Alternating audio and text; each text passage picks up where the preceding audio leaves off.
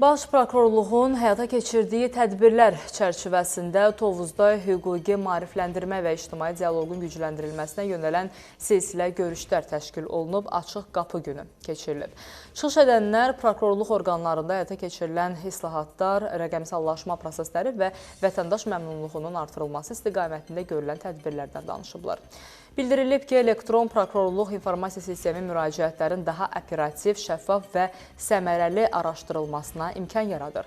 Tədbirin davamı olaraq Milli Qurtuluşun hüquqi təməlləri və qanunçuluq mövzusunda konfransda təşkil olunub. Çıxış edənlər Milli Qurtuluş gününün Azərbaycan dövlətçiliyində sabitliyin təmin olunması, hüquqi dövlət quruculuğu və qanunun aliliyinin möhkəmləndirilməsi baxımından mühüm tarixi mərhələ olduğunu vurğulayıblar.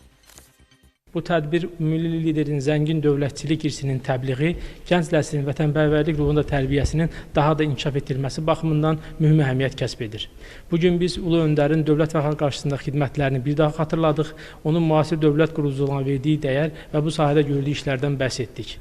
Eyni zamanda məhz Milli Qurtuluş gününün zəmin yaratdığı, əsasının Heydər Əliyev tərəfindən qoyulduğu və Müzəffər Ali Baş Komandan İlham Əliyev tərəfindən uğurla davam etdirilən siyasətin hazırda qalib Azərbaycan dövlətinə verdiyi töhfələri diqqətə çatdırdıq.